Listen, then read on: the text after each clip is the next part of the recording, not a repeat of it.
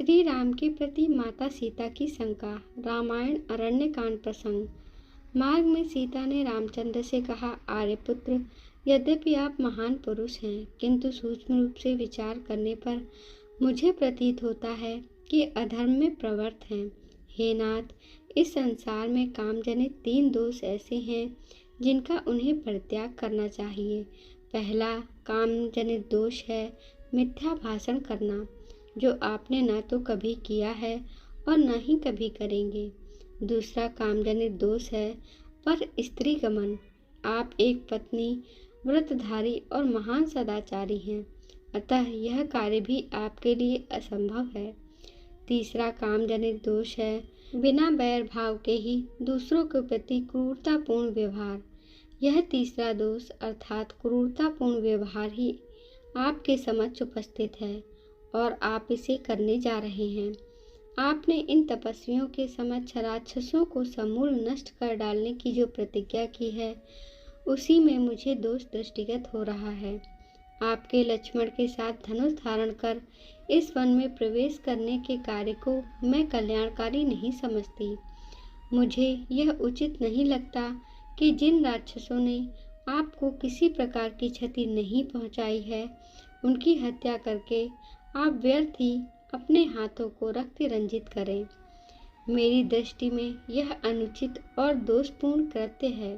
महाबाहो, पूर्व काल में किसी पवित्र वन में ईश्वर की आराधना में तल्लीन रहने वाले एक सत्यवादी एवं पवित्र ऋषि निवास करते थे। उनकी कठोर तपस्या से इंद्र भयभीत हो गया और उनकी तपस्या को भंग करना चाहा।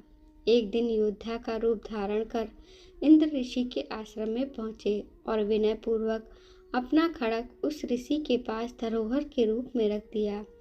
ऋषि ने उस खड्ग को लेकर अपनी कमर में बांध दिया, जिससे वह खो न जाए। कमर में बंधे खड्ग के प्रभाव से उनकी प्रवृत्ति में रौद्रता आने लगी। परिणाम स्वरूप वे तपस्या कम और रौद्र कर्म अधिक करने लगे। हे स्वामी, शस्त्र और अग्नि की संगति एक सा प्रभाव दिखाने वाली होती है।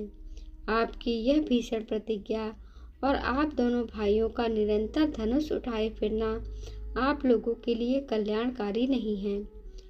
आपको उन निर्दोष राक्षसों की हत्या नहीं करनी चाहिए जिनका आपके प्रति कोई बैर भाव नहीं है।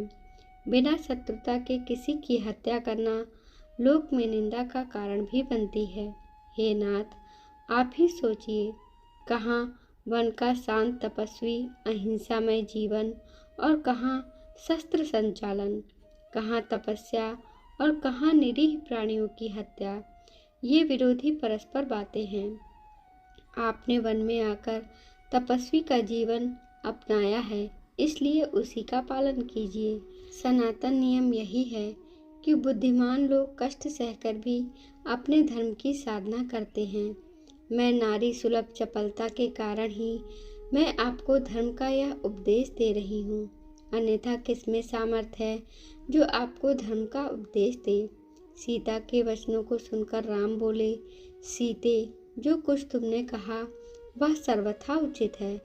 मेरे कल्याण की दृष्टि से ही तुमने यह बात कही है, किंतु हम लोगों के धनुष धारण करने का एकमात्र प्रयोजन आर्यों की रक्षा करना है। यहाँ निवास करने वाले ऋषि मुनि और तपस्वी राक्षसों के कारण अत्यंत दुखी हैं।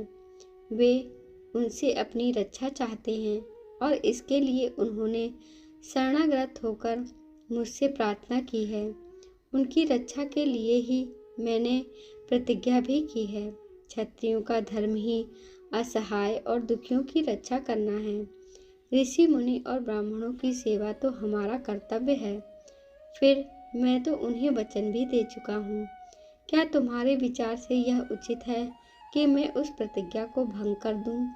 तुम यह कदापि नहीं चाहोगी कि मैं प्रतिज्ञा भंग करके झूठा कहलाऊँ, क्योंकि तुम जानती हो कि सत्य मुझे प्राणों से भी प्रिय है और अपनी प्रतिज्ञा का पालन करने के लिए तुम्हारा और लक्ष्मण का परित्याग भी कर सकता हूँ, अपने प्राण का त्याग कर सकता हूँ, किंतु अपनी प्रतिज्ञा को मिथ्या सिद्ध नहीं होने दे सकता।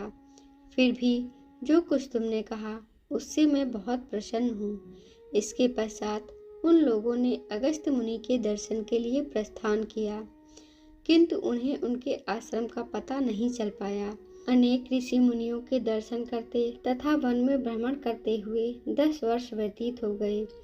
इस अवधि में उन्होंने अलग अलग स्थानों में एक एक 2-2 वर्ष तक कुटिया बनाकर निवास किया। साथ ही साथ अगस्त्य मुनि के आश्रम की भी खोज करते रहे, परंतु अनेक प्रयत्न करने पर भी उनका आश्रम ना पा सके। अंततः वे पुनः सुतीक्ष्ण मुनि के आश्रम में आए और बोले, हे महर्षि, मैं विगत 10 वर्ष से वन में भटककर महर्षि अगस्त्य के आश्रम की खोज कर रहा हूँ, किंतु अभी तक उनके दर्शनों का लाभ प्राप्त नहीं कर सका हूँ।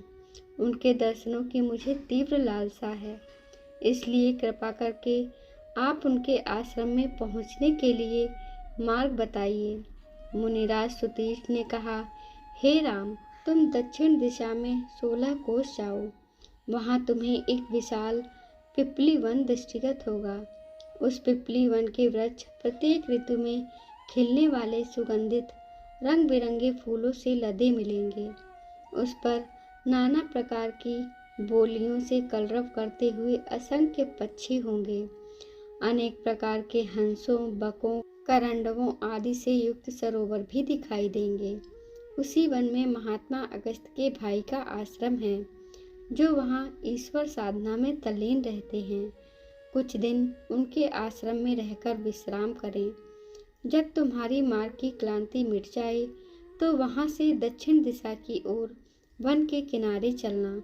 वहाँ से 4 कोस की दूरी पर महर्षि अगस्त्य का शांत मनोरम आश्रम है, जिसके दर्शन मात्र से ही अद्वितीय शांति मिलती है। दोस्तों, आपको यह कहानी कैसी लगी?